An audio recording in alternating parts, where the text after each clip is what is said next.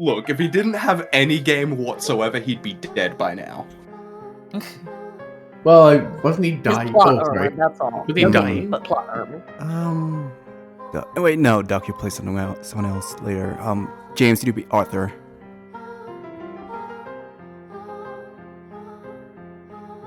Right. No, Nellie. You love the theater, so don't look so cross.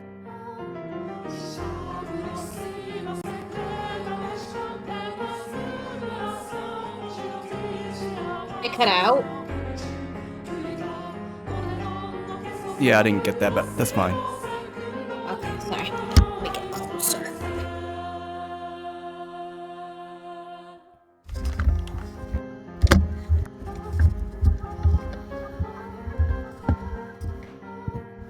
Well, it's me. Nellie was out with a man other than her brother that evening. A rare sight indeed. And she was quite clearly in a foul mood.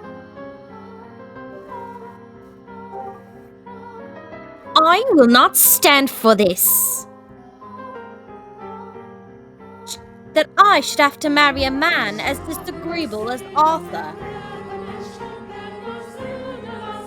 Unthinkable.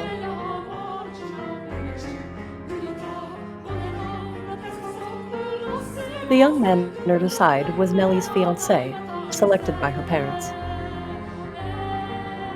On any other occasion, she would have snubbed an invitation from any man who was not Mell, but she had little to say in this matter. She was, for lack of a better word, forced to go out with him. And oh, how furiously she had fought against it. She had shoved aside the Abigail trying to fasten her corset, locked herself in her room, and sobbed for quite some time. It required the combined efforts of several of us to get her ready and out the door for her date.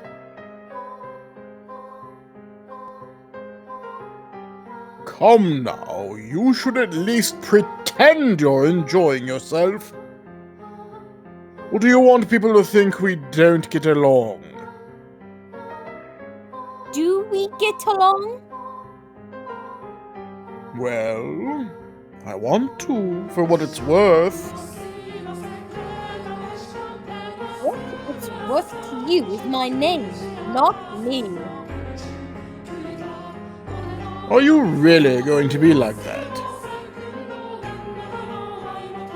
I went out of my way to take you to your favorite play. The least you could do is be a little kinder to me. What was it called again? Romeo and Juliet? It's been running for 6 or 7 years now. A family like yours or mine could pay to have a brand new script written. So why should we have to see an old play at a theater full of commoners? It may be private, but even so. I'd rather just have a show put on at my estate.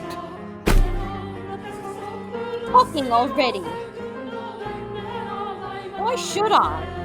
Why should I have to marry someone like you?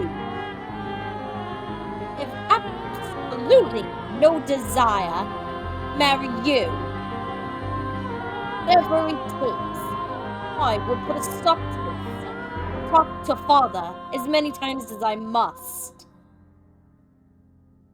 Please don't make such a scene. It's shameful. There are people around. Remember, you represent your family. Besides, our families are hardly strangers to one another. Try as you might, I doubt you can get rid of me. No matter what you say, you can't break Brayton's engagement. You don't? Your parents gave you too much freedom. And look at what a spoiled little girl you became because of it. Goodness, you're going to be quite the handful. get off your high horse. No, you're the one on a high horse, Nellie. You're going to be my wife. You could at least put some effort into liking me. What happens when I take you to a social engagement and you act like this? It's shameful to the both of us. This coming from someone who used to call me Lady Nellie. What's your problem? When you choose to act like a lady, I'll gladly call you that again. Goodness gracious. Put yourself in my shoes for a second. I have to marry a bratty little girl because it will help my family. How dare you talk about me that way? You're not a damned princess. Open your eyes. You think talking to your father will get you out of this marriage? You're welcome to try. I doubt he'll have it, though. Otherwise, you can just go complain about it to your friends. Oh, that's right. As far as I'm aware, you don't have any friends. Enough! As you wish. This is so frustrating. Why should I have to listen to this junk mock me? I have Mell. I know. If Father won't listen to me, I'll ask Mell to talk to him. Mell will be able to convince him. Come on now. Your favorite play is about to start. Maybe you should face forward? Enjoy it while it lasts. You won't be talking down to me much longer.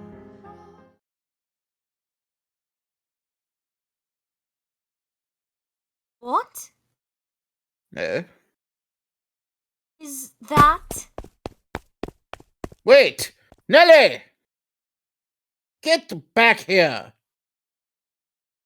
Oh, what is that damn child's problem?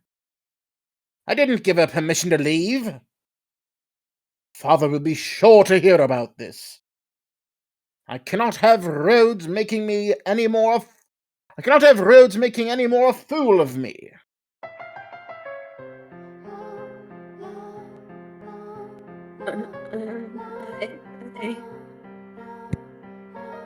You're fine.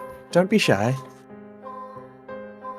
But so many people are looking at me. That's because you're gorgeous. No, it's because I look strange. I assure you, that's not the case.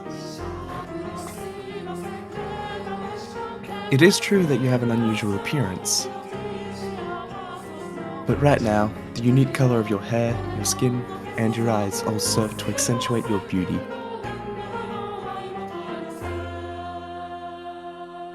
You sound like a prince, Lord Mell.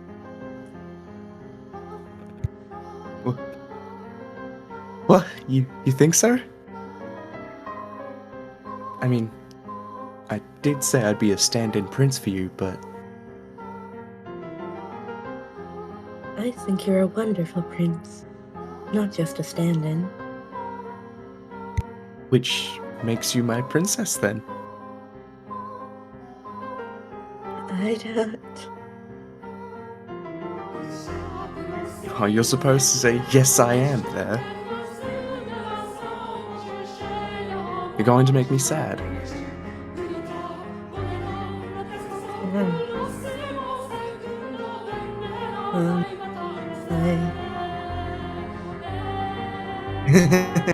I guess I'll just have to keep working at it until you submit. Oh hey, the play's about to start. What am I supposed to be doing? Nothing in particular. Just sit back and enjoy the show. But there is one thing. Yes. If I start dozing off, could you maybe wake me up?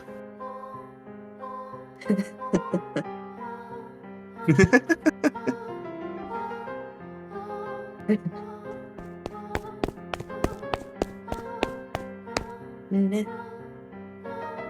What? There is smell. Nellie? Mel, why are you? What are you doing here?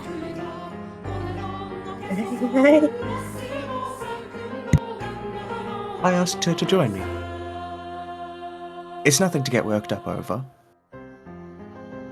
It is. It absolutely is.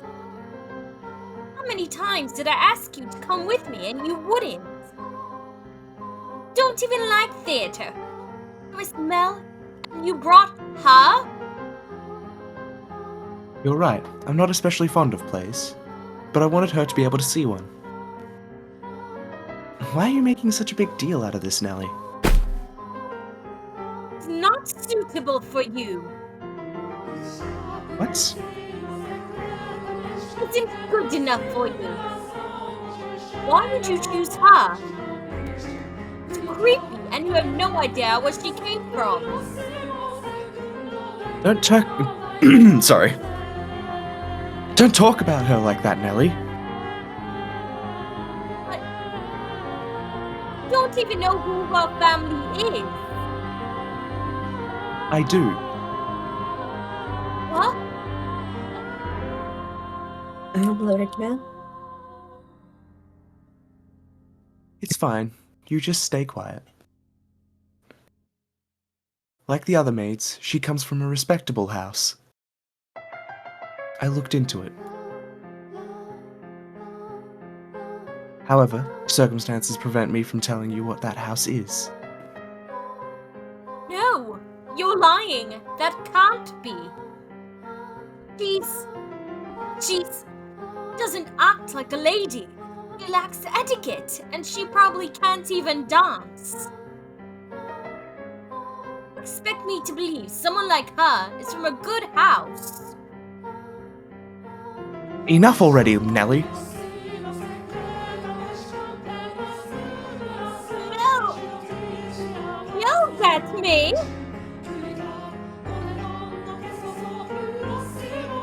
You have my word.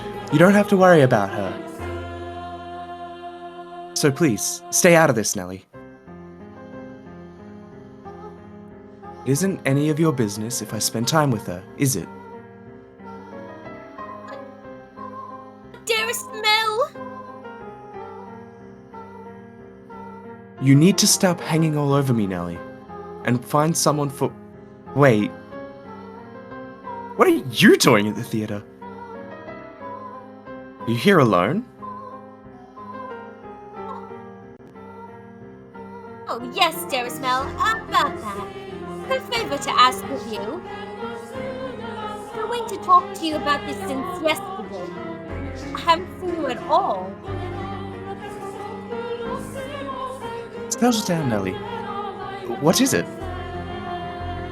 Father had me engaged without consulting me. He picked Arthur, that disagreeable little. Oh, right. That. I already know. Huh? I heard it from Father. That reminds me. You didn't show up at breakfast this morning. I see now. It was because of your engagement.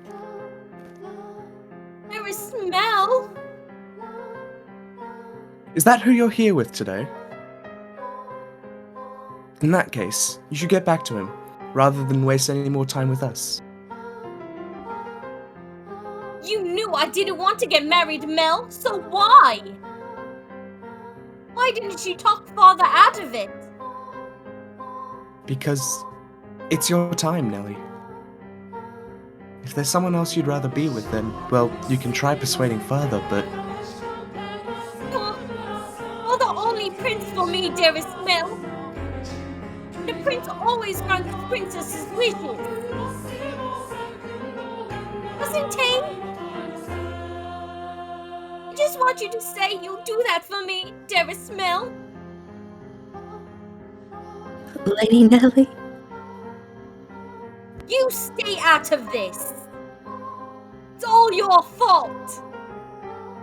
It's all because you showed up and played your little tricks on him. I warned you about this rat, dearest Mell. She's not suitable for... I told you I had enough already! How much longer are you gonna continue acting like a child? Oh I can deal with you being a spoiled little girl, but how dare you be so derisive to someone else? Mell, hit me! Lord Mell! Go on. Show's about to start. People are giving us dirty looks. Return to your betrothed now. I will apologize to him afterwards as well. You said you would always be by my side. You would always be my prince. The time for make-believe is past, Nellie. No, I refuse to believe it. I will not have it. Nellie! My goodness. That girl. Are you not going to go after her, Lord Mell? No, just let her go. The only place she even has to go is home. I just wish she'd start acting a little more like an adult. I imagine Lady Nellie simply. Hmm? She what? No. It just wasn't my intention to get between you. Don't blame yourself. It's not your fault we had an argument. But you were so close. Well, yeah, we're siblings, so we're close, but nothing more.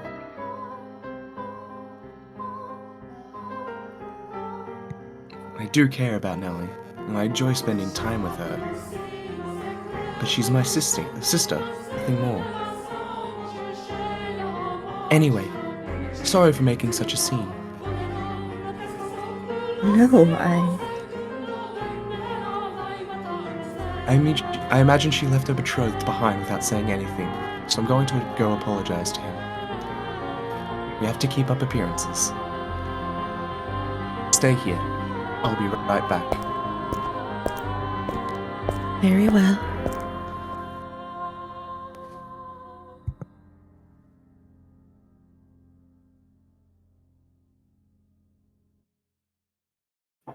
Master, what are your thoughts on the tale so far? Which of the siblings do you think was right, Master? The brother or the sister? Oh my, I apologize for the abrupt question. Did I startle you? What do I think? Yes, I believe Mell was probably right. He was also surely happier than her. As Mell had anticipated, Nellie fled from the theater, leaving her fiancé behind. She forced her way into the carriage, stopped outside, probably one called for a different nobleman, and ordered it to take her home. Mell's assumption was correct. The only place she had to return to was the mansion. The sun was beginning to set, and as a young lady, she could not simply go wandering through the town alone. Nor did she have any acquaintances to take her in. Her world was, in essence, composed of two elements, her brother and the rose garden. They were the light of her life at Rose Manor. She lived a very isolated existence.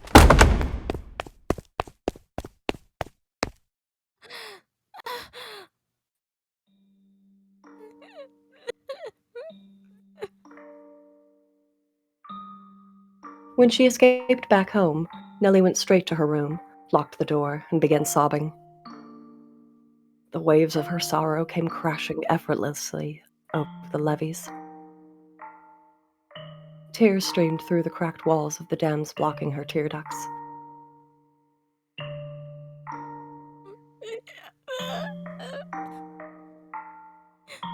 Why?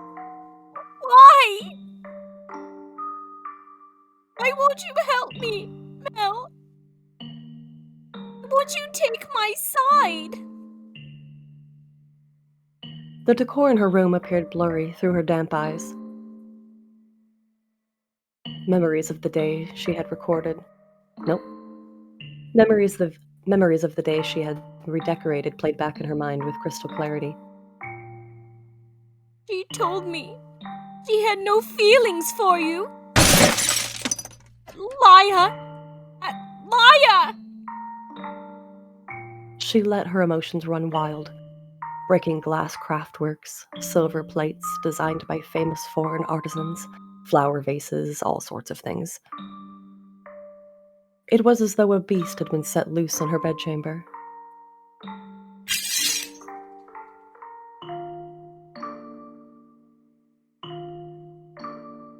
The vase she tossed shattered against a painting hanging on the wall, spraying water, porcelain, and roses in every direction. It was the portrait she adored so dearly, of her and her brother.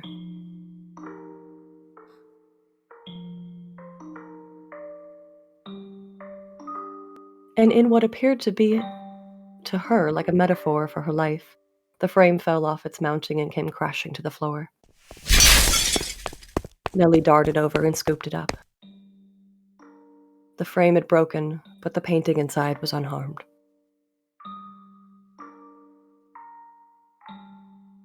The two smiling children were still the very image of happiness, inseparable siblings gently holding one another's hands. My prince is no more. Though in her present state of mind, that image of happiness brought her nothing but misery. And the worse she felt, the more frustrated she grew at the smiling girl and the kind boy of her past. Princess is no more either. Not a princess anymore, Nellie. Some other woman has taken your place. Trusted you, Mell. I believed you would always be there for me. This painting is nothing to lie. It's not the real Mell. It's not the real May. It's all a big fat lie. Lie.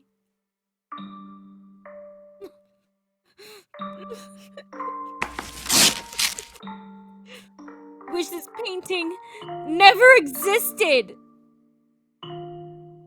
It was never made. I never had a brother. This painting.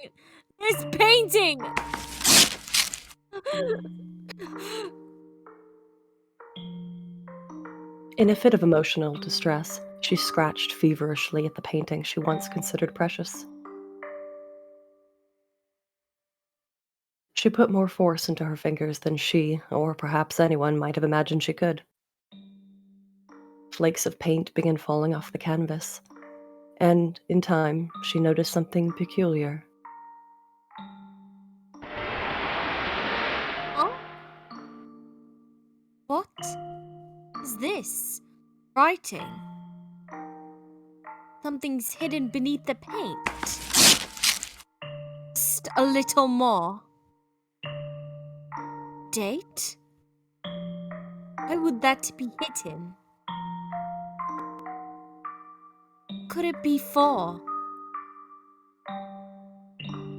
Completed.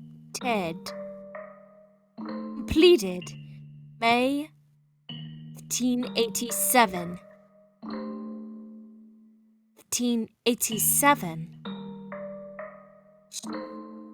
She read aloud the faded, scratched-up handwriting. After staring blankly at the text for some time, the color in her face began to drain. What is this? How could this have been painted 16 years ago? I wasn't even born yet then. Mell would have been just a baby. Is this not me? Is this not Mell? Still more writing. Urged on by her rapidly pounding heart, Nellie furiously scratched away at the painting. Even as her clean, pink fingernails were soiled with fragments of paint and blood, she did not stop.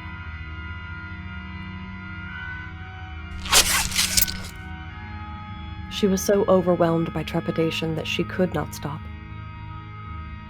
She had a horrible premonition that something was about to happen. Something indescribable, incomprehensible. This is how I envisioned your son, and our unborn daughter, might look several years from now. Your son and our unborn daughter. Oh, this was a painting of the future. And it really is a me and Mell. No, use your head, stupid. I'm only 14. 16 years ago, I would not have been beside mother. Then who is this? Who's that holding Mell's hand? Who's that with my brother? More. There has to be. Ow! And it. There's more writing. I have to know what this is. Calm down, Nellie. It's nothing to get worked up over. I'm sure it's nothing. Calm down and read. There's nothing to worry about. If our unborn child is... This is what the writing on the painting said. If our unborn child does not have your hair color, then you will probably not be able to take her in as your own. I will be punished, and my life made miserable. And so I pray that this child might have flaxen hair.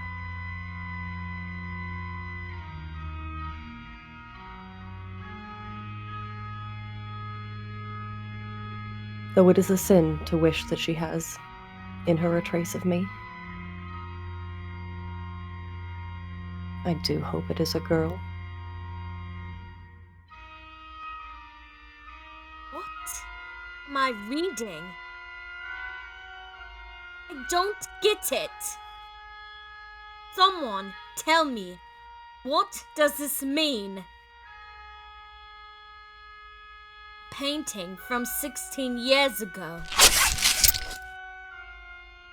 Hair color, sin. I do hope it is a girl.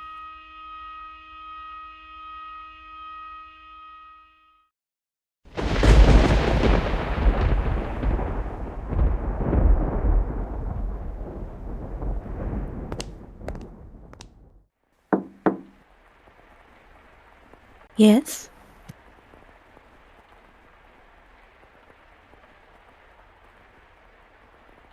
It's Nellie. Let me in. Lady Nellie. Oh, you changed out of your dress. It's a shame. It looked nice on you.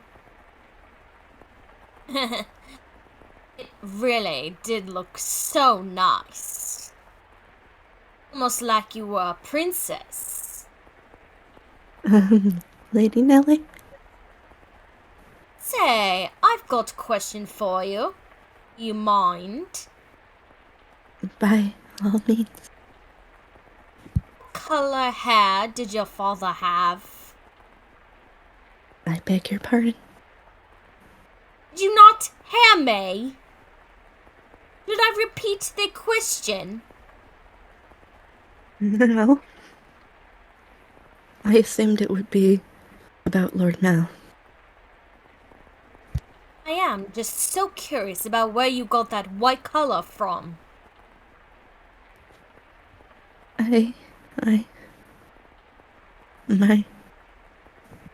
My father was more tan than white. So I didn't inherit my paleness from... I asked about your father's hair color. Why would you want to? There's no reason you can't tell me, is there? My father, had white hair. But that was simply because he was an older man. I don't think he was born with. Lady Nellie?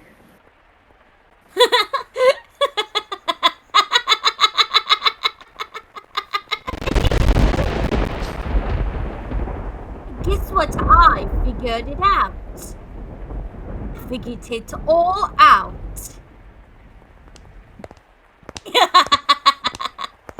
It was so simple.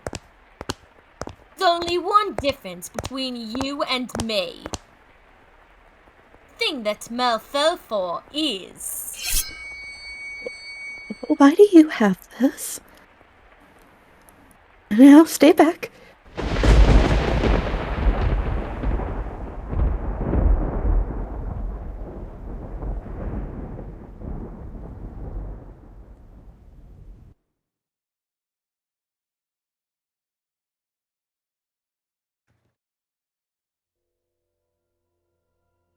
We have finally reached this point in the tale, Master.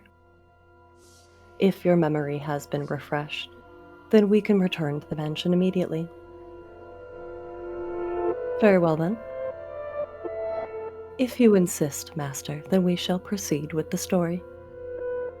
It was a stormy night, much like the one the white-haired girl had first arrived on. It was quiet as a crypt in the mansion, not a single light visible in the halls. The house sat in wait for the sun to peek out over the horizon. The darkness is, generally speaking, something that rushes by like a gust of wind as we sleep. The flaxen-haired young man, too, lay in bed, pale blue moonlight sporadically streaming through the gaps in the drawn velvet curtains as he attempted to submit to slumber. He was having difficulty drifting off, but as time trickled onward, he drew closer and closer to the arms of Morpheus.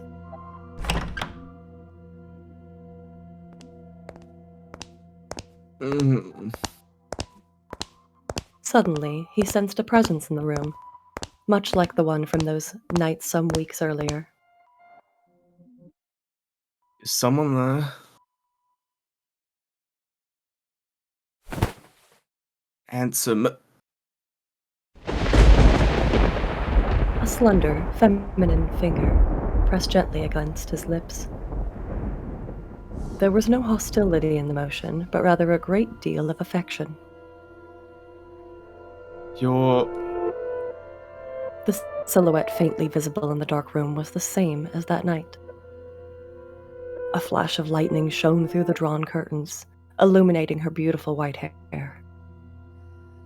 Several silky locks spilled over her shoulders and brushed against Mell's cheeks. A couple soft puffs of air tickled his face, as though she were silently laughing. He assumed her finger, held against his lips, was her way of telling him to stay quiet. She began to slowly, delicately trace the outline of his mouth, moving down his cheek and along his jawline as if over porcelain. You're, rather more forward than I remember. Well, I suppose you always were quite daring. This isn't the first time you've sneaked into my bedchamber. The boy said in an attempt to conceal his surprise. Do you remember the night she came to exact revenge on him for her father? Indeed, she had proven herself to be a rather bold girl once already. It's dark. I can't see you very well. Why don't I light a lamp? Or perhaps we could open the... Before he could finish, the white-haired girl sealed his lips with her own. In the near-total darkness of his bedchamber, the two shadows appeared as one. They remained that way for several minutes. Their kiss was innocent, no more than the pressing together of two pairs of lips. And at the same time, the white-haired girl lovingly ran her fingertips across his skin. When their lips separated, Mell gasped for air. It seemed he had been holding his breath. Slightly embarrassed at himself, he said,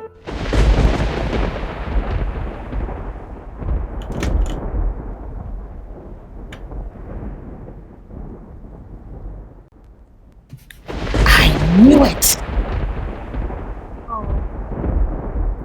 This girl has gone crazy!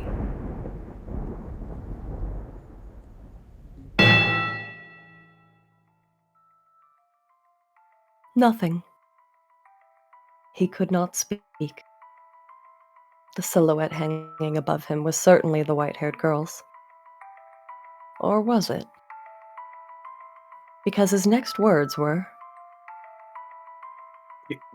Get off me!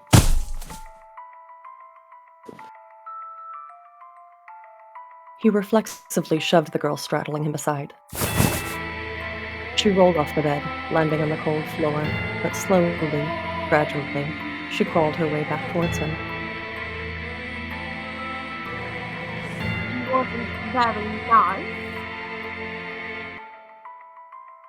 Veiled in darkness, she slowly lifted her head. And then, there was another flash of lightning. The heavy fabric of the curtains rustled, bolts of light streaming between the gaps.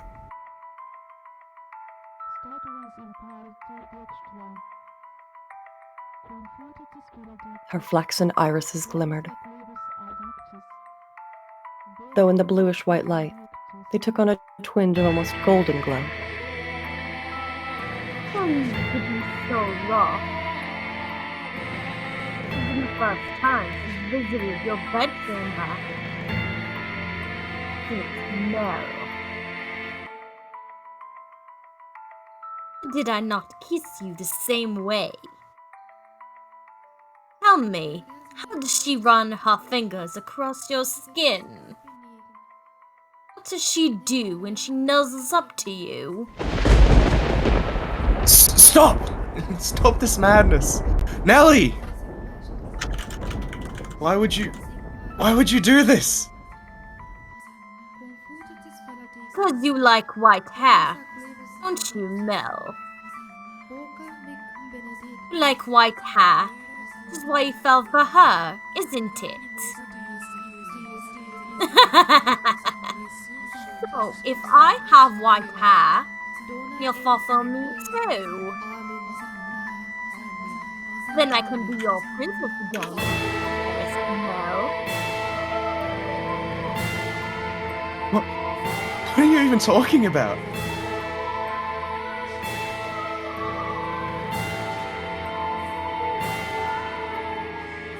He could not escape from her, from his sister's piercing gaze. Why? What happened? How could she?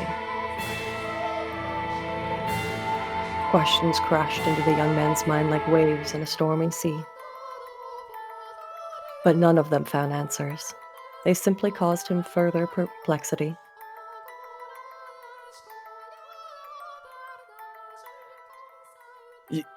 Your hair. What happened to your hair? How did you get it that color? Oh, this?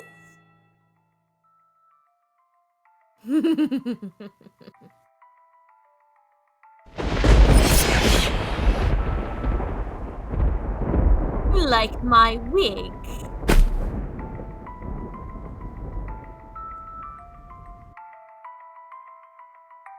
But as soon as the words left her mouth, Mell was in motion, propelled by pure instinct. He clenched Nellie's shoulders tight enough to dig his fingers into her flesh.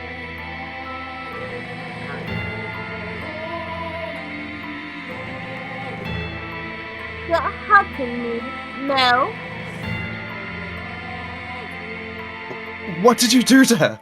Tell me, what did you do? Made her leave. It was perfectly reasonable decision. She was obviously not nobility, and thus hardly fit to be a part of this household. There's no need to worry, Mell. I'm here to take her place. You sound like a madwoman. It doesn't matter if she was noble blood or not. She promised she would stay by my side. So, why? How could you do that to her? I promised you that long before she ever did. And I love you far more than she did, Mell. Have you lost your mind? You're not making any sense. Where is she now? What is she doing? It's always her with you. What more could you want from me? Tell me, what does she have that I don't? What do I have to do to get you to focus on me and only me? We're siblings! Don't you understand what you're doing? Oh, I understand it quite well. Far better than you can do, dearest Mell. I even know that a former queen executed Paul. But if we don't get caught, there's no problem. Nellie, you... Are you saying you always felt this way about me? Oh my, you didn't know, dearest Mell. Truly are a dense one. I guess romance just isn't your strong suit. But you've noticed now, haven't you? Know exactly how I feel about you, right? Quit it! Enough! Don't say anything else! Stop! Stop having these insane feelings for me! It's disgusting!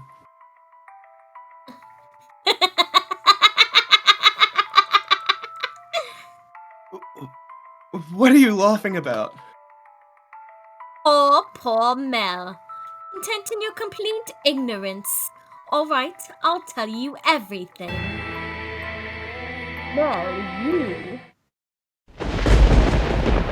only love blood-related women. Huh? His cackling sister appeared to him like some kind of inhuman life form.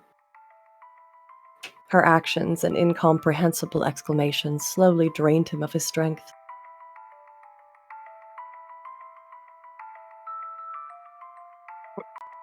What kind of deranged nonsense is that? I love her. She's...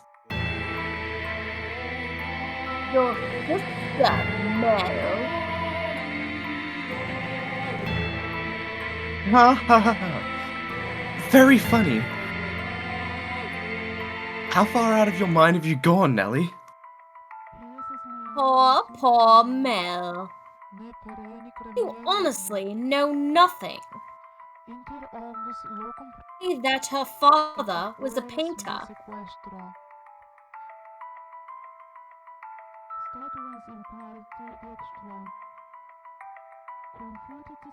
He painted pictures for a living. What of it? For a time, her father painted for our family.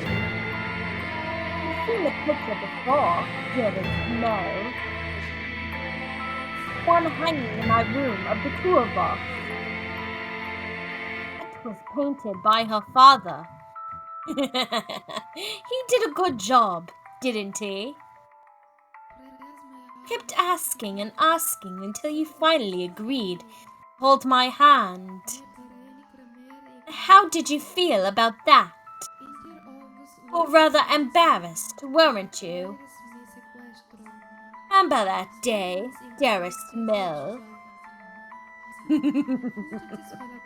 You couldn't possibly remember it.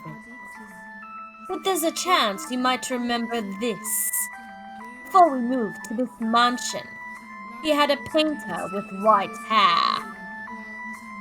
I don't remember any such thing.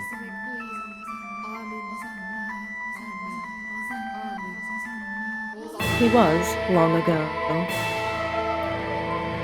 a painter in service of the Rhodes family. Painter did something very, very bad.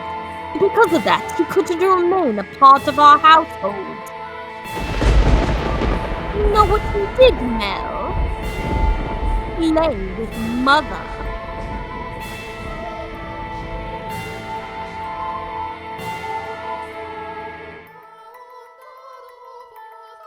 Wait, whose line is this? Wait. Whose line is it anyway? I was just thinking that. Oh my It would be god. Lenny's line. It would be Lenny's line, technically.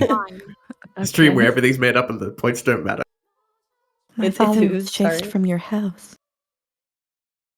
If the child had been born with flaxen hair, the painter would not have been thrown out. The baby would have been accepted as part of the family. That wasn't how it turned out. The child had white hair. She didn't look at all like she carried the Rhodes family blood. See, Mother had me. That I'm hair is all the proof you need. Girl born 60 years ago didn't have flaxen hair.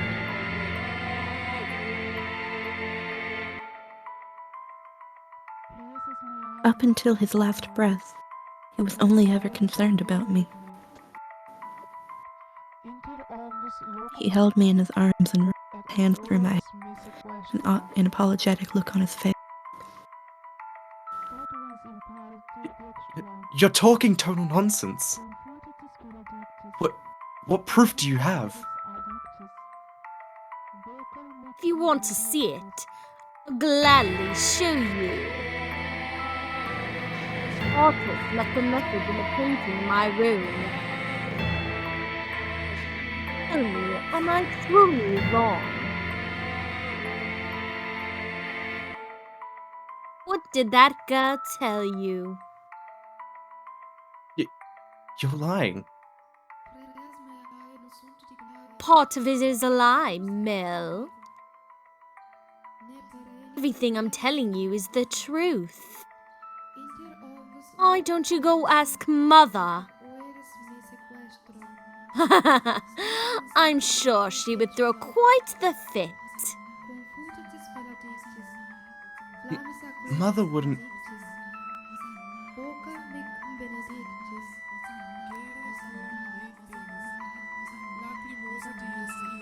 My mistress did not send away when she saw me. Quite the opposite. She took me in as a servant. Never made sense to me.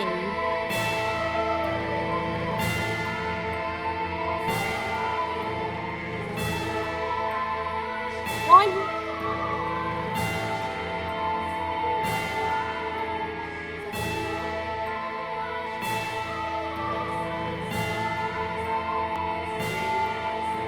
Never made sense to me. Why would she hire a maid she knew nothing about? Someone who just showed up at the door one day. When I asked Mother to make her my maid, she stubbornly refused. A good house, don't make me laugh. She were really nobility, she would have given us her name. Mother was so desperate to cover up her mistake.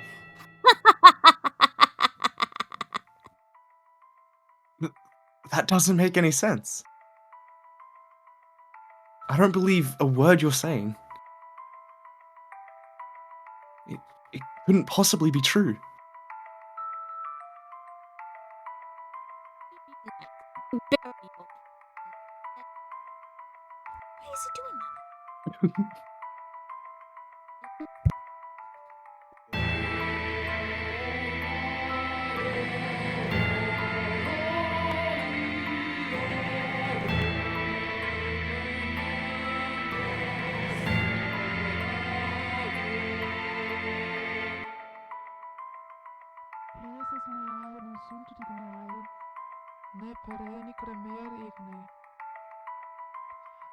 Okay, you guys can hear me now, right? Yes.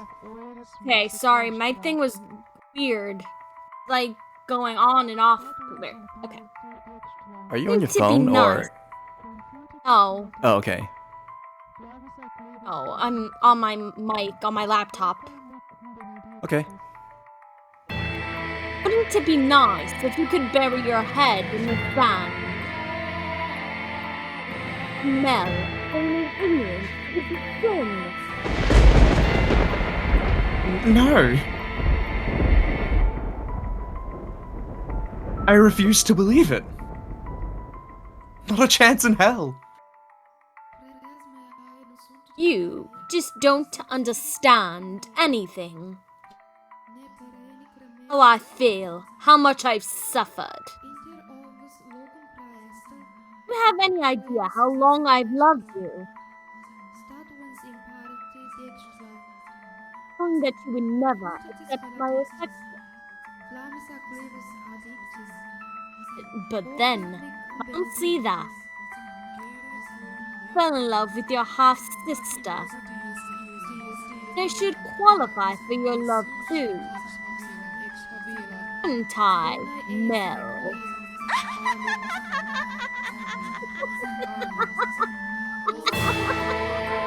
Stop it. Enough. Shut your mouth. Not another word. I don't believe any of this.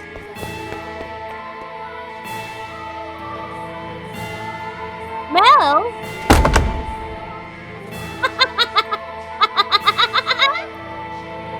No, you'll never love me. No, there's nowhere for me to run. Say, when we were kids, that's really me. Was I really by your side, Mell? That painting tells the whole truth. I was never once did I get to be your princess. Not even once.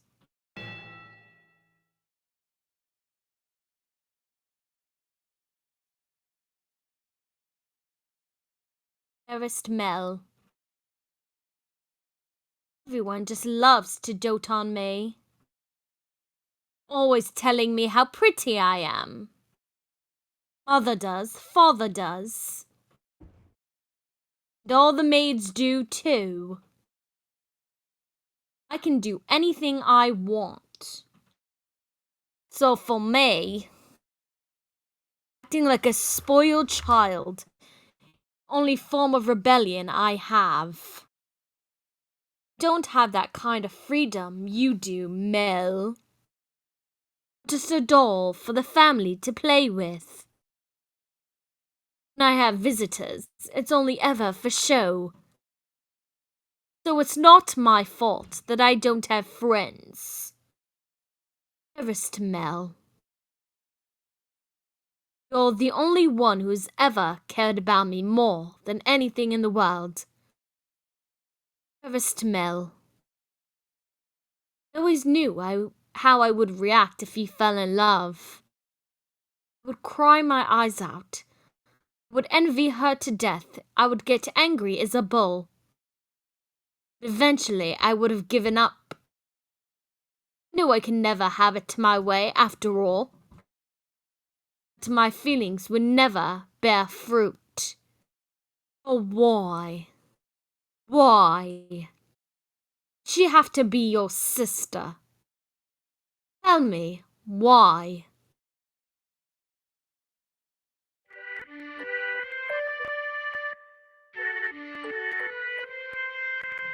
Oh, dearest Mell, you are again reading such hard books. Eyes will go bad if you spend too long staring at pages. I'll be fine, Nellie. It's not like I'm reading 24 hours a day. No, that's not good enough. If your eyes go bad, dearest Mell, you won't be able to see me anymore. You worry too much. I can see you fine well, my princess. Your hair glimmering like the sun, and your beautiful smile. I can see you clear as day, and that'll never change.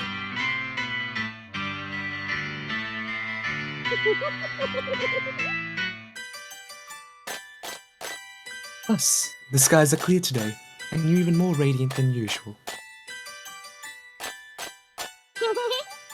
No, this is my favorite season. Winter's cold. There's so much rain, I can't stand it. As it gets closer to my birthday, the clouds go away. And I just adore the sun. Ah, yes. It's almost your birthday, isn't it? Have you decided what you're going to ask Father for? Not yet. I want pretty dolls and shoes with sparkling gems. I also want a pretty dress like the ones Mother wears.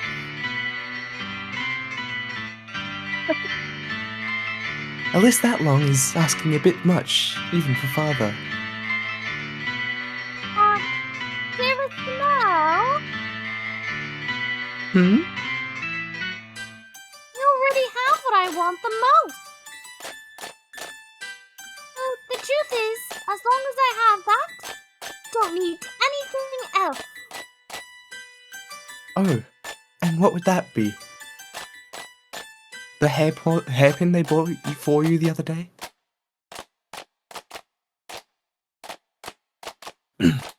Oh, sorry. Or maybe the song they had written for you last year. None of that, dearest Mell. Huh? Then what could it be? Now I'm really curious. What is it that's so valuable to you? That's a secret. Girls have so many secrets. I just don't know what to do.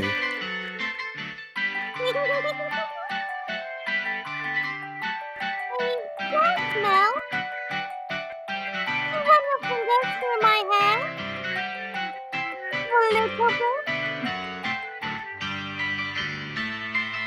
What's gotten into you, Nellie? Why are you so hungry for attention all of a sudden? Are you dearest Mell? Oh, Nellie. What am I going to do with you?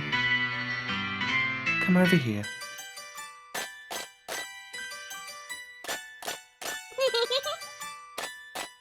I want to sit on your lap. Yes, yes, as you wish, my beautiful, beautiful little princess. Dearest Mell? What is it this time, Nellie? Oh, Mell, I'm so incredibly happy.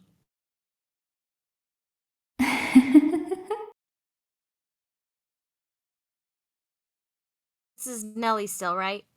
Yes, I believe so. Okay. Oh, and out of curiosity, what was it that you really cared so much about?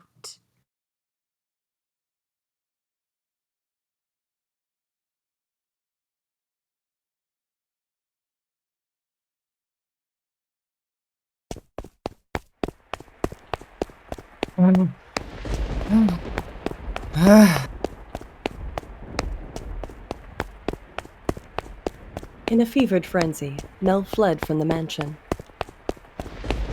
Even in early summer, the night was cold. And to make matters worse, raindrops pelted him from head to toe. But that caused him little discomfort. For a far greater maelstrom of pain rampaged within his breast. At night, the town took on a different appearance. Not simply for a lack of illumination, but the people active within it as well. It was not a suitable place for a young aristocratic man to go wandering unattended. The darkness is not only the abode of devils, but of beggars, thieves, criminals, and all manner of things undesirable. But despite that, he continued to run, knowing not where he was going to head. He simply went where his feet took him. And where he arrived was the church.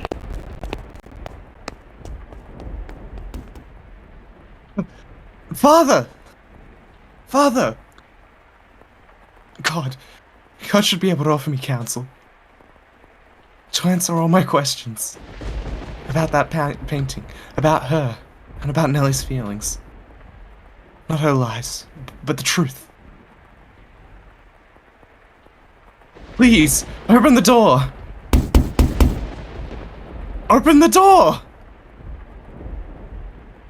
But as you might expect, the door was locked, and the priest showed no sign of responding to his calls. The sound of the pouring rain drowned out everything else. His head drooped feebly.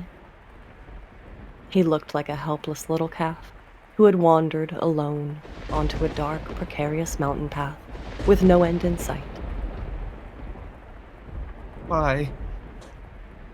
Why won't anyone tell me the truth? All I want is for someone to tell me if it's not true. Have I sinned? No, I didn't know anything. I didn't know. No. None of it's true, so I haven't done anything wrong. I'm not at fault, am I? Nevertheless, his sister's claims and her laughs continued to echo within his head. If he truly believed it to be false, he would have gone to look at the painting. That he could not was an indication that uncertainty had stronger grip on him. Fragmented images of a white-haired painter fluttered through the back of his mind, but he desperately shoved them aside. What good is the church? What good is theology? What good is God? What? Something moved near the boy. It stood immediately behind him and grasped his light dressing gown. He had been so consumed in his own world that he had not noticed the person's presence until they were close enough to touch him. What?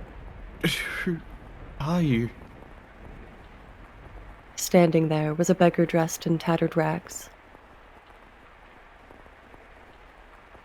He's still begging at this church? The hooded beggar tentatively extended his hand toward Mell, pleading for relief with sad, slender fingers. Were he a generous young man, Mell would have given the beggar something. Were he generous, of course.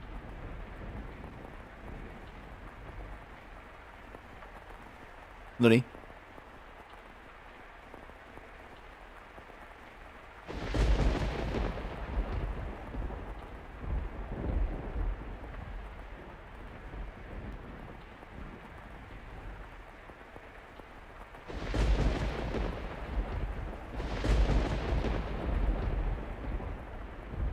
She gone in a moment.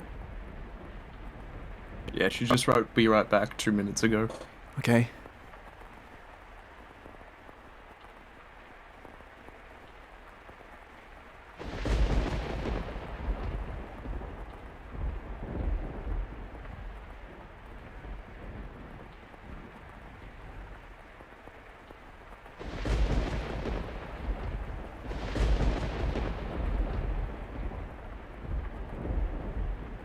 You know, this was such a happy story before.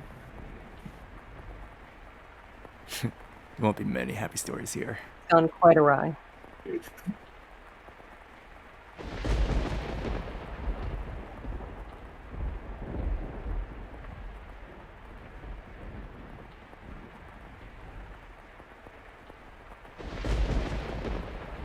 moral of the story is puberty ruins everything.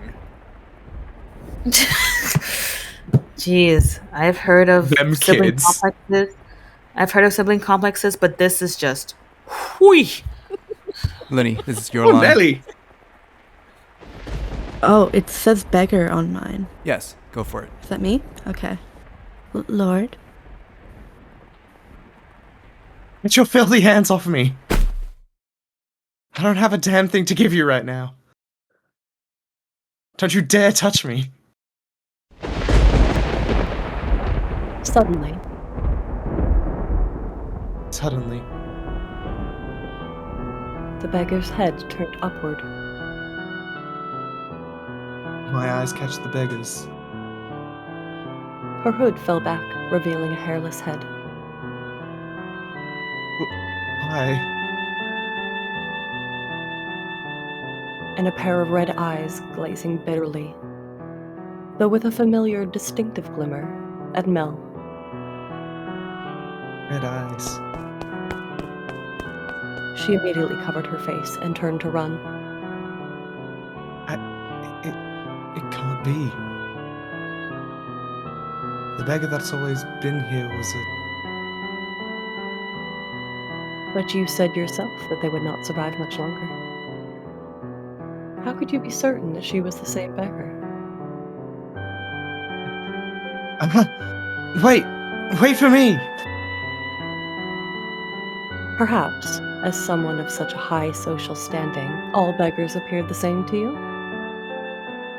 Or perhaps you wanted to believe your meager generosity made a difference, that you did something of value. I will not say it is wrong to think so. Wait for me!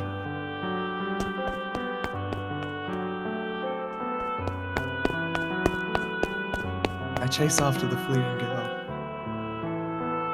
Though I shout for her to stop, she continues to run. The rain is so heavy, I'm afraid I might lose her. I'm terrified.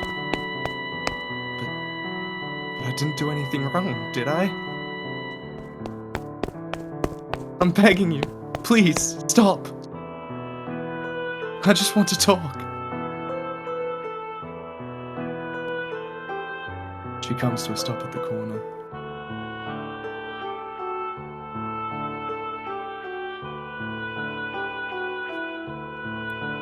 Please do not go around this corner. It's you, isn't it? I'm sorry. Why are you apologizing?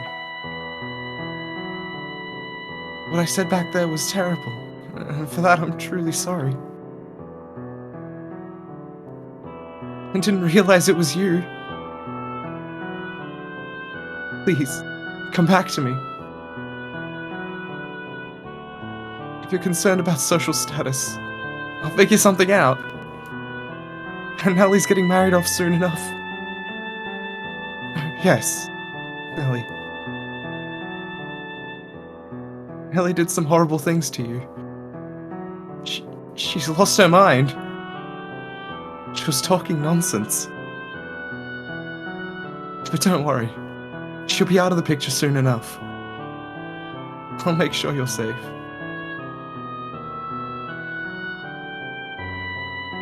Say something. Please. Are you angry? You're angry, aren't you? I am not angry at you. I am not. Do you know everything? Did you come to our house aware of everything? What? Did you? Tell me, please. The priest isn't around and everything Nellie says is a lie. You're the only one who will tell me if it's not true. What are you? Our relationship. I don't understand what you're saying.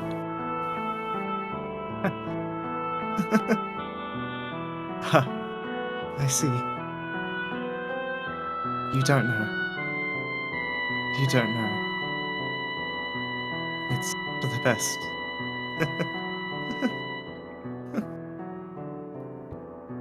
Nellie's the only one who knows. Now she'll be gone before long. Everything will be alright. Lord Mell.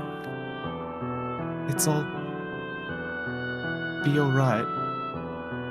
Let's go back. I'll make sure you're never put in danger again. I'm begging you. Stay with me. My appearance is no longer suitable to stand at your side. You saw how unsightly I am back at the church, did you not?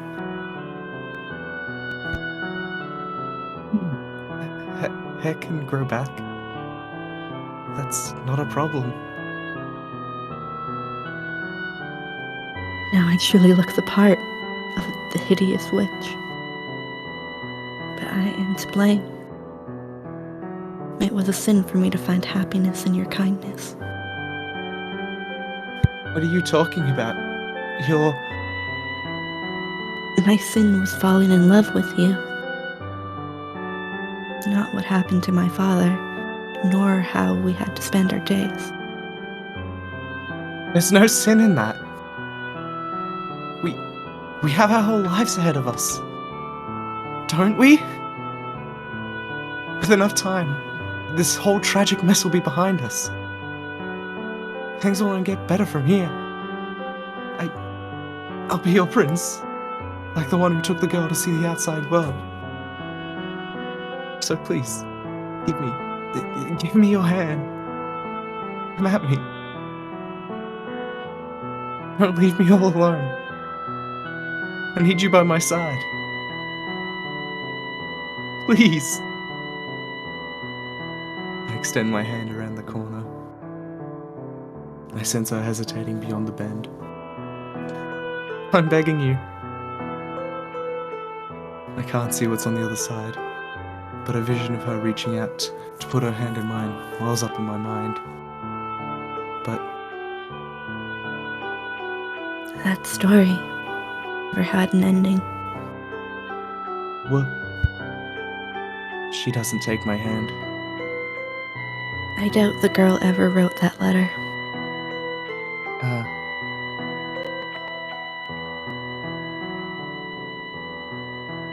She's not there when I turn the corner. Why? How did things end up like this? Where did I go wrong? Oh God.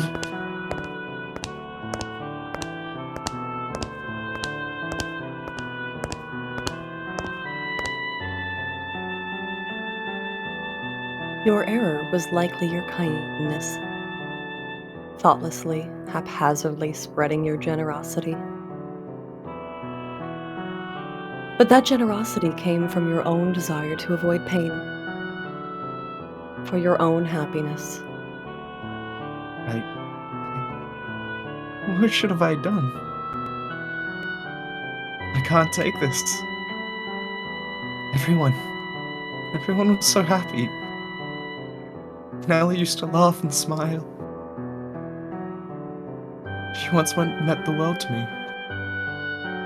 But things ended up like this. It's not my fault. I didn't do anything wrong. If you pretend like nothing happened, then perhaps they can go on smiling in your head. But regardless, you must follow the path you tread. It is your path alone. The path you chose when, in that moment, you decided to run. Make the wrong choice in those moments, and you shall find yourself on the road to ruin. I would have been better off not knowing. Better off in the dark. I just wanted those tranquil days to last. It was supposed to last forever. At some point, your childhood must come to an end. And that ending may not be the one you anticipated. I can't stand this world.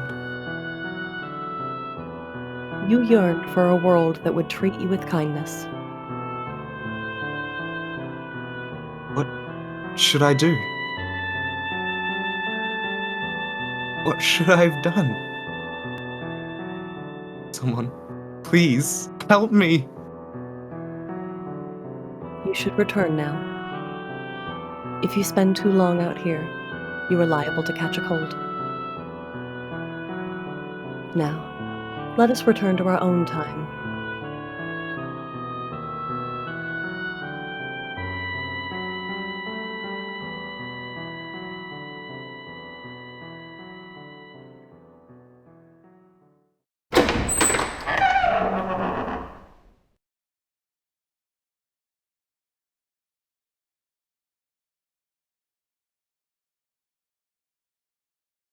Ma.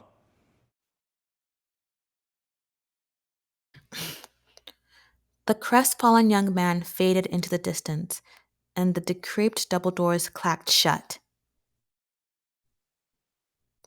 Through the shattered glass, the departed could see only the ruins of a garden, not a single rose growing within. He had evidently returned from the past. In the garden, weeds grew taller than people. He found it difficult to look at. A wolf howled in the distance. The children, the sea of roses, and the white-haired girl were nowhere to be found. The departed and the maid, who called him master, were the only people present in the mansion. The vicious tale. What happened to them? What happened to them next? Oh, master, you would know better than I. I do not. Nothing is coming back to me yet. My, you cannot remember? It seems this is quite serious then. Worry not. My loyalties lie with you, master. The mansion has witnessed more yet. Let us make our way to the second door.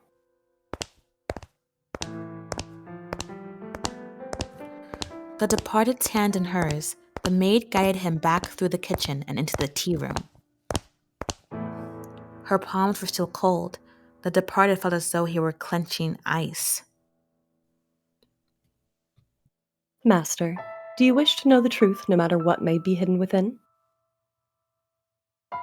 Or, if it is something you would be happier not knowing, would you rather remain in the dark?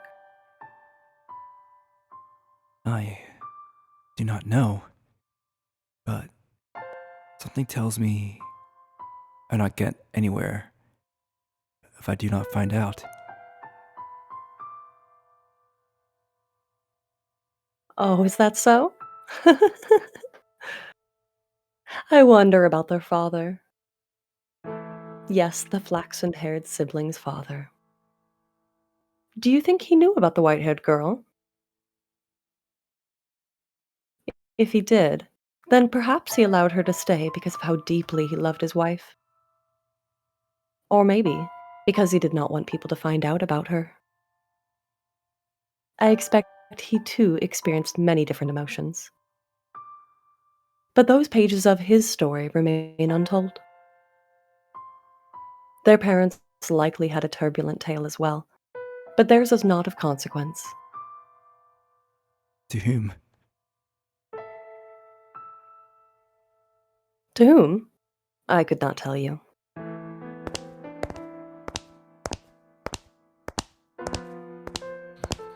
The departed and the maid crossed through the entrance hall, continuing their trek. At some point, the fire in the fireplace had faded to embers, emphasizing the lack of light within the mansion. The maid took a candlestick and lit it in the cinders. The small flame illuminated her pale face. There is still hardly a trace of life in her. Want to know more about her? Please, tell me about yourself. About me. I'm a maid devoted to your service, master, as I have said. That is not enough information. What is your name? Oh, what was that? You are interested in my name? You flatter me. I truly do appreciate the question, but you are more than welcome to simply call me the maid. Also, it would make me much happier to hear you say my name after you have recalled who you are, master. So you won't tell me? A subtle smile rose to the maid's face, after which she began to lead the departed down a first-floor corridor. Still holding the maid's hand, he passed in front of a full-length mirror. In it reflected the warm light of the candle, which disappeared out of range shortly thereafter. Oh my, is something the matter? Did you come across something peculiar? The mirror. There was no reflection in it.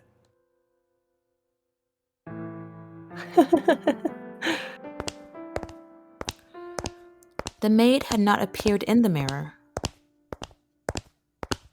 though she was not the only one without a reflection. The departed reached the end of the corridor. There appeared to be a doorway, but the door itself was long since gone, leaving only a hole in the wall to frame the stairs behind it. Unpleasant place.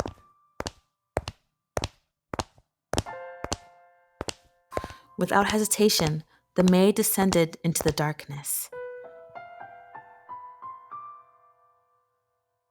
You have more interest in this mansion, master, than in a mere maid, do you not? Though it pains me to say as much in your presence. Master, this house is cursed. Cursed?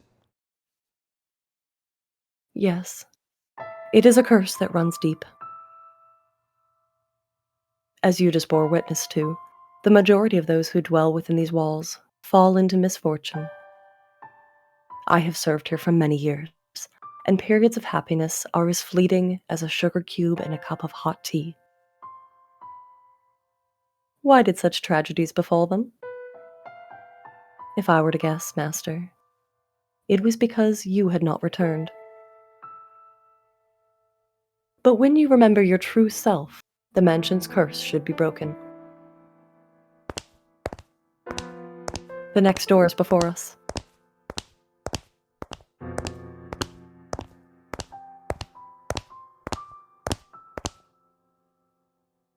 Ma, It appeared to be the entrance to a cellar. The disconsolate wooden door was visibly rotten in several places, and it seemed it might crumble at a single touch. The departed could hear the sound of something devouring meat beyond the door. Maybe there was a beast living within. the stench is sickening. I don't think it's wise. Before the departed had a chance to say he thought it was dangerous, the maid opened the door with a chilling smile on her face. The departed's first impression was that it smelled of blood.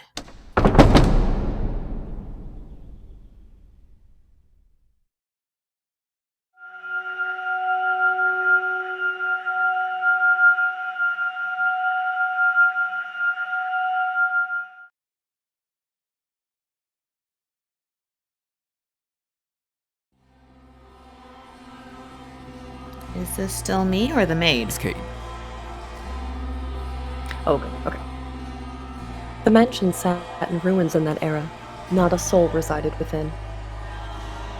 The grandeur of the house was lost to the ages. It was in perpetual decline. Not a flower grew in the garden. Dust and dirt blackened the plaster. Cobwebs blanketed the corridors. Ivy shrouded the outer walls. It was not a pleasant sight. As hard as I tried to fight it, I could not stop the mansion's descent into disrepair. The depth of the previous owner's grief, or perhaps despair, was far too much. After the beautiful, flaxen-haired family, people stayed away from the mansion. They had no heirs, so their bloodline simply vanished into the depths of history. It had been about 50 years since the house last had a resident. The forlorn property appeared as though it had been abandoned for centuries, and the occasional villager who stumbled upon it did not remain there for more than a day. My time there was rather solitary. That was perhaps the loneliest time of my life. Everyone who visited the mansion feared it, and it was left without anyone to become its master. I even came to believe that my time serving as a maid would come to end in this era. However, one day, I noticed something out of the ordinary. As a servant of the house, I almost immediately aware of any new presence within its walls. And there appeared to be someone downstairs. Can you imagine just how delighted I was? Though part of me was anxious about what kind of person I might find, the possibility that it could be you had my heart aflutter. So, resisting the urge to rush, I headed for the basement. The cellar was where red wine, smoked meat, and other preserved foods were kept. By that point, the wine was practically antique. As I had expected, a man had made his way into the cellar. Is anyone there? Although I am unsure if I'm referring to him as a man is entirely accurate.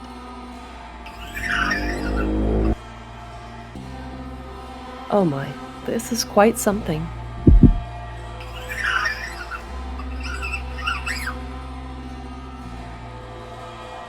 The very first thing I sensed was an almost unbearable stench. The odor emanating from this man heightened by the food he had carelessly rummaged through. Blood-red liquid spilled from the wine barrels, soaking the floor. His sunken eyes had a piercing, wolf-like glimmer in them. His teeth were sharp and yellowed, visible as he ripped into a chunk of meat. He grumbled in a seemingly inhumane tongue.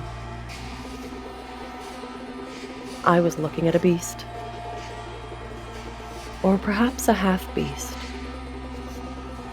There was another source of odor in the room above. It had something of a kind of metallic tinge to it, and when I noticed this, I nearly passed out. The red liquid was not just wine, as I had assumed. The beast had, I presume, stolen a weapon from the village. A sword far too nice for him to lay on the floor by his side. I could hardly imagine how many people's lives he had taken with that blade. It was visibly wet with blood, even in the darkness of the cellar, but at the same time, it had an imposing gleam.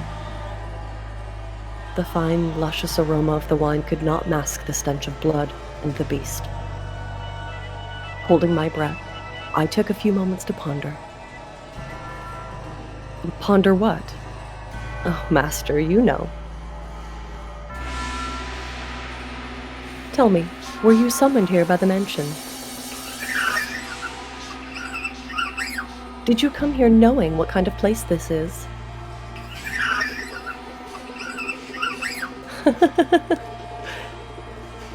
If you are in want of money, you are welcome to help yourself to some of the furniture. And I imagine the villagers would be willing to welcome you if you dressed yourself up a bit more like a person. Then you can trade the furniture for food and make your way to a larger town.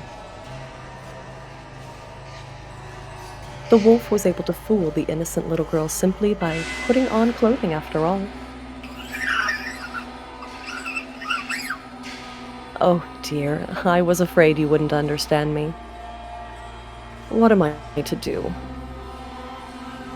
I was in quite the predicament. Nevertheless, it meant a great deal to me then that I had found someone who did not fear the Mansion, be they human or beast.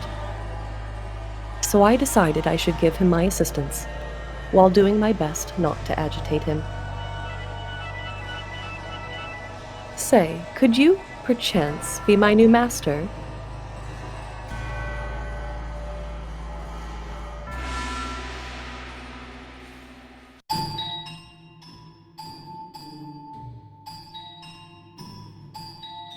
The mansion sat near the ocean. To say it was perched upon a cliff might make it sound rather intimidating. But you could see the beautifully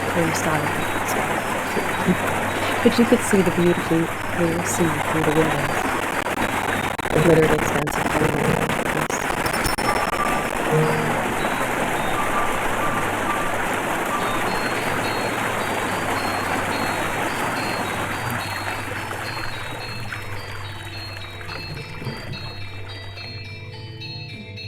If the mansion had been in proper condition, it would have been breathtaking against that backdrop. I even wanted to plant orange trees in the garden. Though it was a tumultuous era, the sun still shone bright upon the land, which only served to emphasize the house's unsightliness. Oh yes, perhaps I should give you some more background information. At that period in time, a war had just drawn to a close.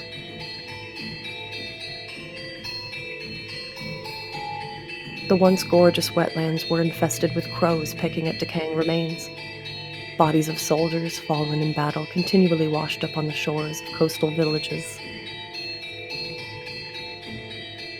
The people wanted nothing more than for the curtain to draw on that deeply political contest. And when it finally did, the kingdom, with its richly fertile shores, was stripped of its independence, beginning a new era under new rule. The people were exhausted, their spirits wasted away. And the splendor of the ocean and sky did nothing to help.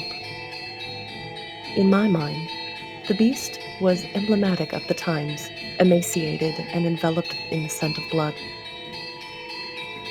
But the war came to an end. Thus, the beast did not have to remain a beast, I thought. Did he?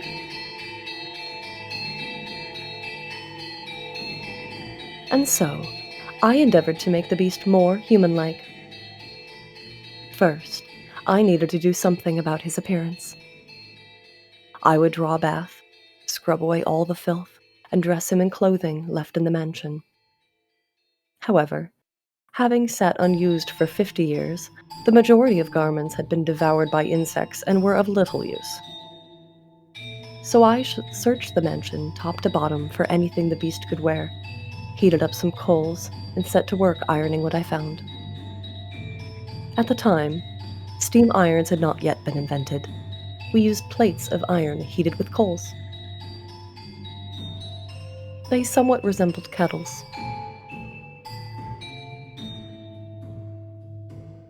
I even prepared meals for the beast in order to teach him proper table manners. Although, with the mansion in a nearly inhabitable state of disarray, there was only so much I could do in the kitchen. And the only supplies I had to work with were what was left in the cellar. As such, I was not able to put to use the cooking skills I had learned in the flaxen-haired family's time. Now. You mustn't eat with your hands. Do you want to get your fingers and face dirty? You eat using a knife and fork. See, like this. I feel like I'm teaching a young child. Oh my, what are you holding your head for?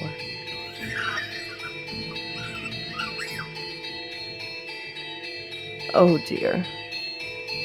Perhaps I should be teaching you to speak before table manners. Worry not, we have plenty of time. You needn't act so frightened. Or perhaps you do not want to be understood at all. Would you be so kind as to tell me your name? You are, for now, still a guest. It is too soon for me to call you master. Or am I mistaken? Your name, that is what people call you. How about I start by telling you my name? I'm called... Duck.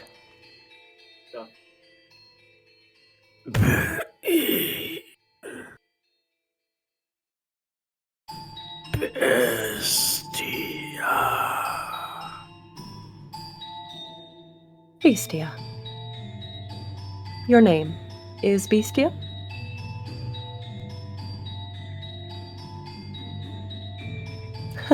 I see. Then that is what I shall call you, Bestia.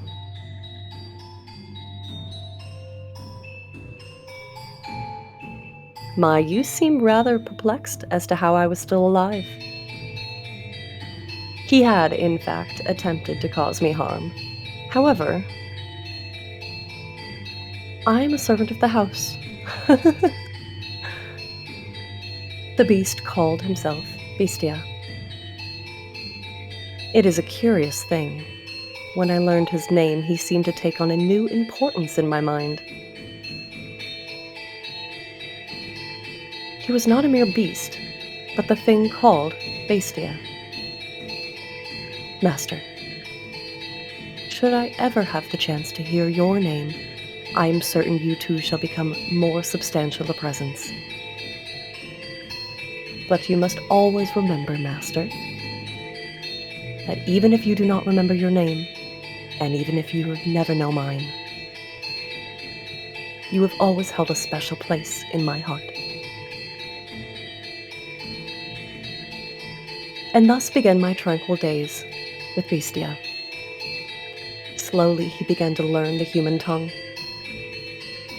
and I was, to be quite honest, rather thrilled. To be certain, I was afraid of the beast.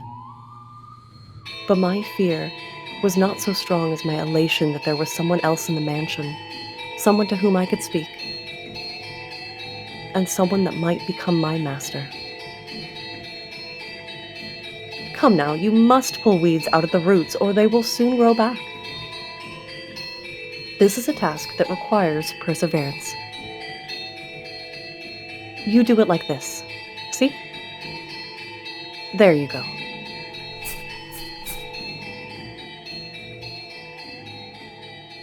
Grass.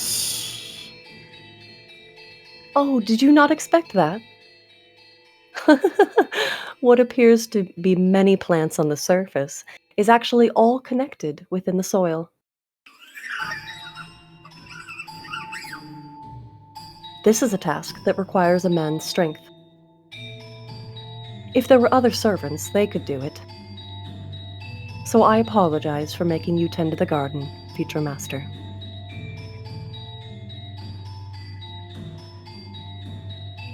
Or perhaps, now that I have you all dressed up, do you wish to leave the mansion and find someone to fool, as the wolf did the sweet little girl? Have you no interest in remaining in such a disheveled house?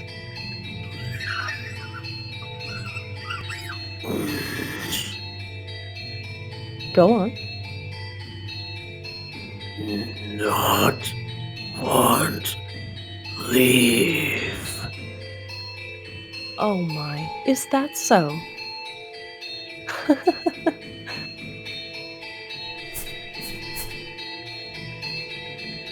If you wish to stay, then I shall not stop you. On the contrary, I will gladly attend to you.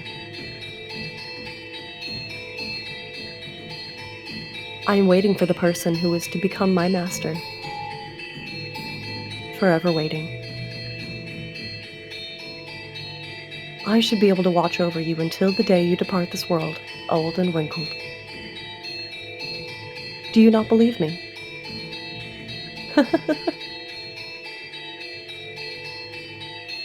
Are you interested in becoming the master of this house?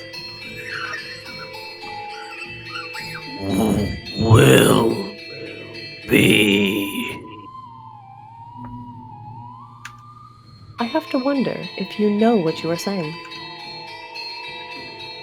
Although it matters little whether you do or not. Oh my, look at that. Now this brings back memories. This is called a rose. Do you know what a rose is? It is a type of flower. Not know. Do not know. I see. Then allow me to teach you. What you have here is not a real rose. The real roses wilted and are sleeping in the soil. This is called an accessory. It is something women wear. The beast held an ornamental white rose in his hands. An object someone, sometime, meant to give to someone else. Curiously, the white rose was just as stunning as it had been the day it was made, despite being buried in the earth for so many years. I hear roses make wonderful gifts. He stared intently at the decorative rose. I had presumed the beast would either discard it disinterestedly or destroy it. But much to my surprise, Bestia had gently held it in his hands as though it were something precious to him. Are you, perchance, considering giving it to me? So you are not. Very well. Is there someone else you would like to give it to? In that moment, a thought floated through my mind. The thing I had found in a pool of blood in the cellar was a monstrous creature indeed. But perhaps that was not, at his core, what he truly was. So I asked him a question.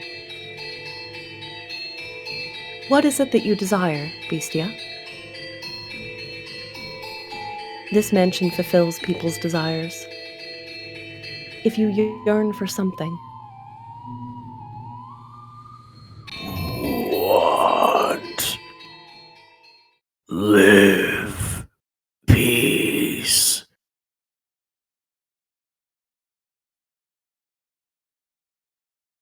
Look at that filthy thing.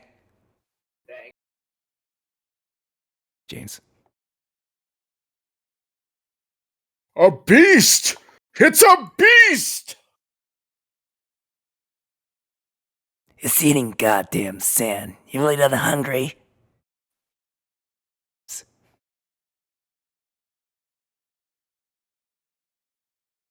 James. Beast? You foul creature! Stay the hell back! Get any closer. Filthy beast! And I'll kill you!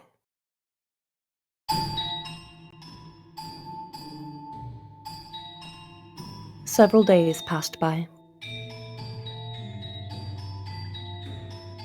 As Bestia began to act more like a person, the mansion followed suit, slowly becoming more habitable, though not yet back to its former glory. No flowers grew in the garden, but neither were there weeds infesting it. The dusty corridors, shattered windows, rust-covered kitchen gradually returned to their proper states. Bestia learned how to change his own clothes and how to draw a bath. No longer did I have to wait on him hand and foot. He could take care of a number of things all by himself. What we lacked for food, he acquired from the forest. Never did he go to purchase supplies from the village. Rather, he captured hares and gathered herbs hidden in the overgrowth. They were days without incident. And though such a life may be wont for excitement, peace is something that you mustn't take for granted. Those who have it cast it aside, finding the leisurely flow of time dull. Only those who have never experienced it truly know how precious it is. Bestia appeared to be content. He wore an expression of solitary serenity. James. Someone. Is anyone there?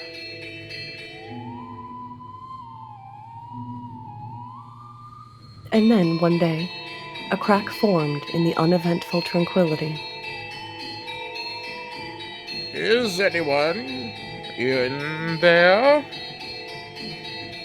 Could you part with some food? I don't need much. Some food and water. Just a little. That's all I need. Bestia looked over at me, as if seeking my aid. Ironic, no? It was the visitor who was truly in need of aid. I pondered it for a few moments, deciding that I could not simply turn away someone calling upon the mansion. Had Bestia ordered me not to let him in, I would have followed his instructions. But he said nothing.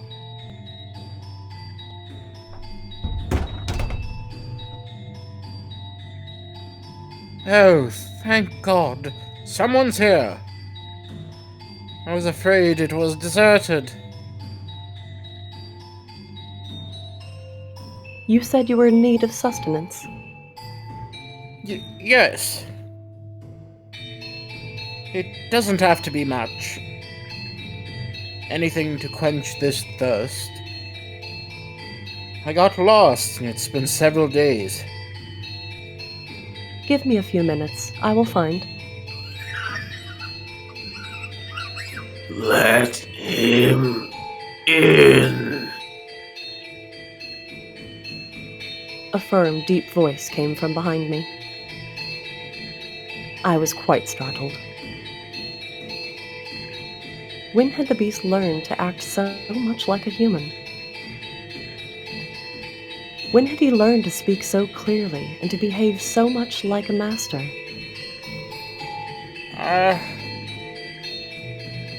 Upon seeing Bestia, a look of terror appeared to cross the Wanderer's face for a moment. To my eyes, Bestia was the very image of a head of house, but to an outsider he probably appeared to be nothing more than a beast in men's clothing. Prepare him a meal and a bed. I suspect he is quite tired. Thank you very much. But in time, the fear drained from the man's face. Bestia sat precariously on the border between man and beast. Though he still had his doubts, the Wanderer revised his first impression, deciding Bestia was human. As the wolf had fooled the little girl in the forest, he too had succeeded in playing the role of a man.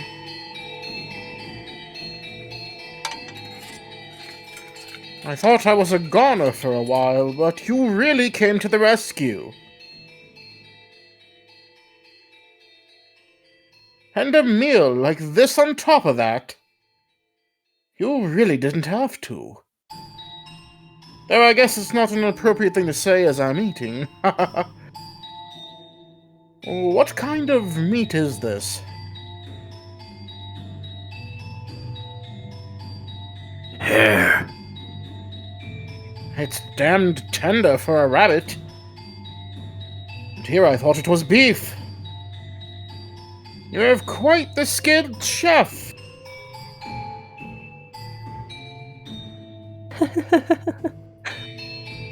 Oh, is she the one who cooked this? Is she your wife?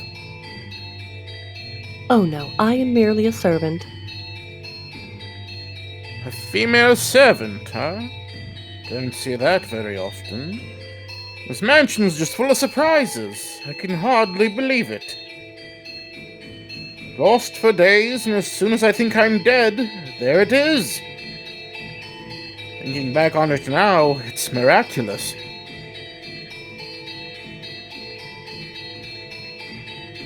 But why are you two living alone in a house on a cliff?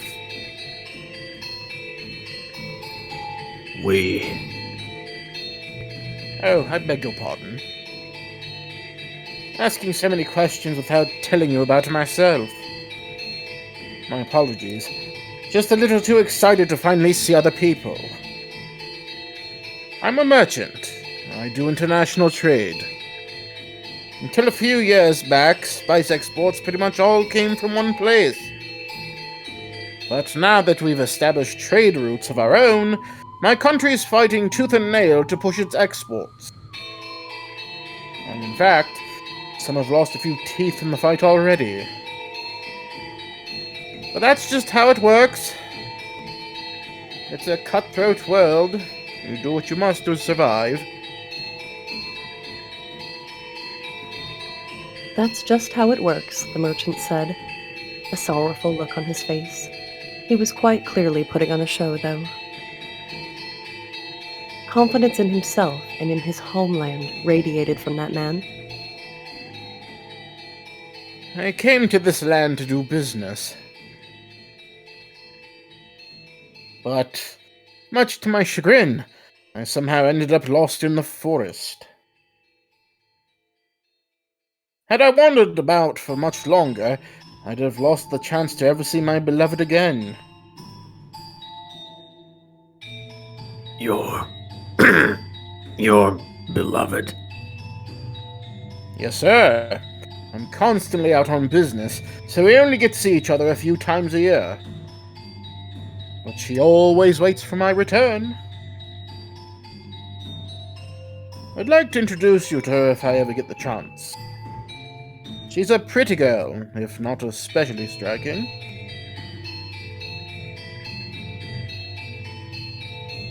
Is that so?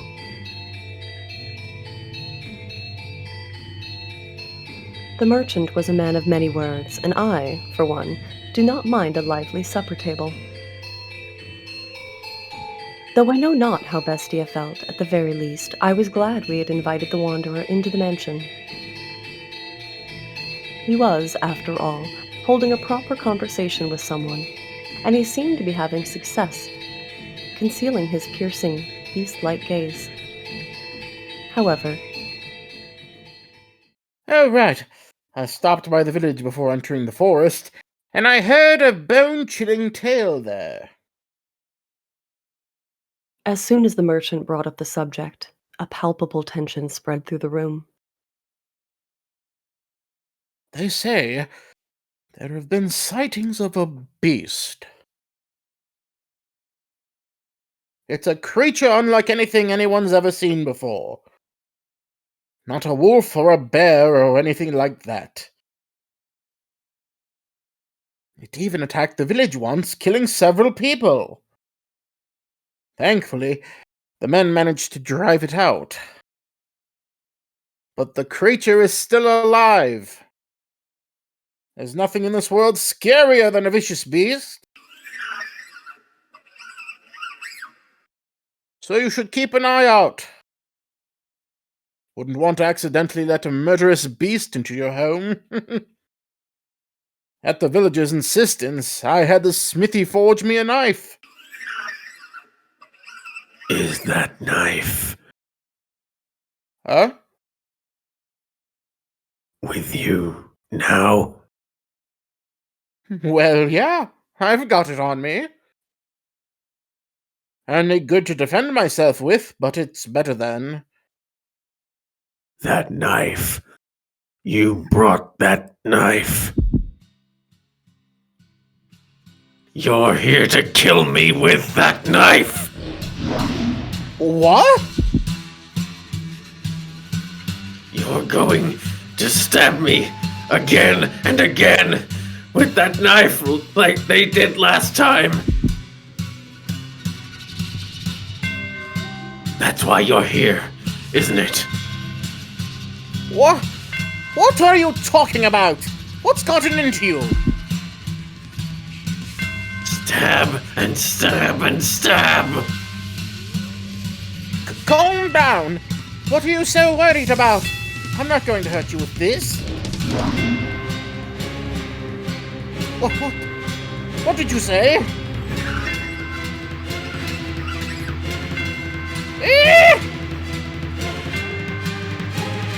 I like to imagine that before the wolf ate the poor little girl, he said. This is what I always looked like. That beast. What's your problem? What's wrong? Talk like a human. Is me. Stop! Stay back! Get a little closer and I'll stab you to death! You act like you only just realized I'm a beast.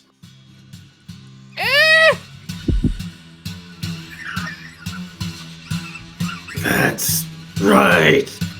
I'm a beast. I killed them. Stay back! And I'll do the same to you. Hip, hip! In his hand, Bestia held his sword. Perhaps it had been hidden under the table, or maybe behind his chair.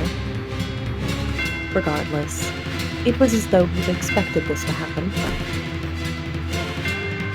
The merchant kicked aside a chair, attempting to flee, but Bestia closed the distance in an instant, knocking him back.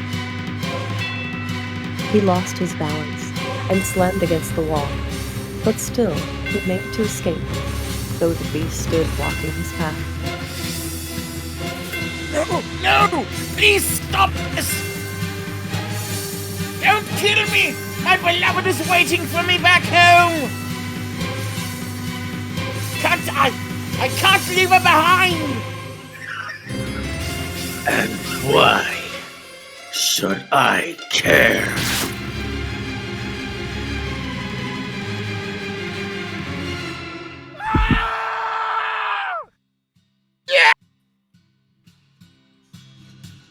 A dreadful scream echoed through the dining room. I reflexively covered my ears. Please help someone! Anyone! No one's going to come for you. This mansion's a long way from town. Help! That woman! Where did she? Why isn't she here? She was just...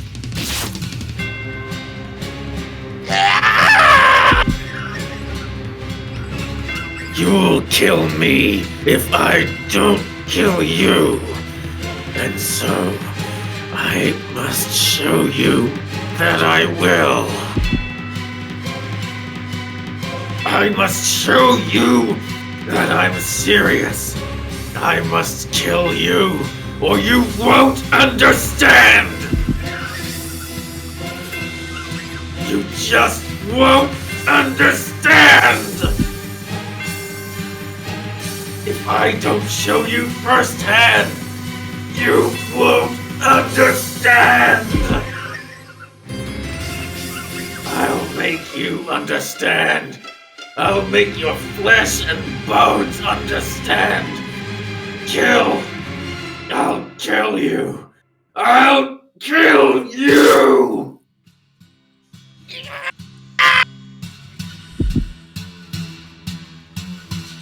Kill you!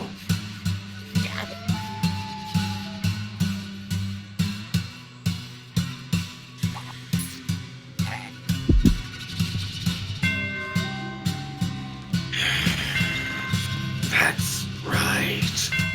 I am a beast.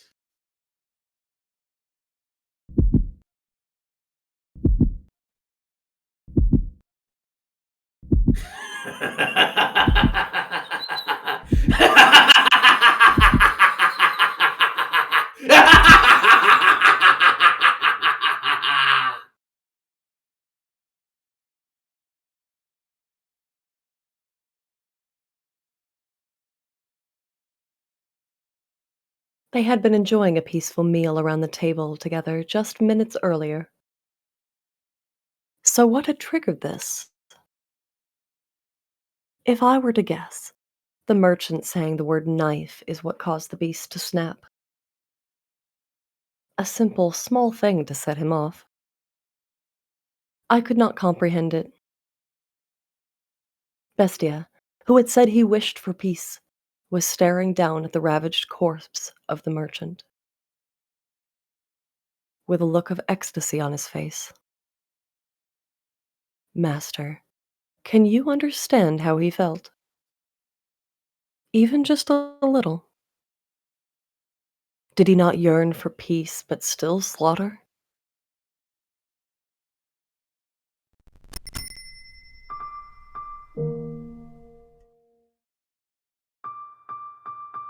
Dang. Wow, that just went a That whole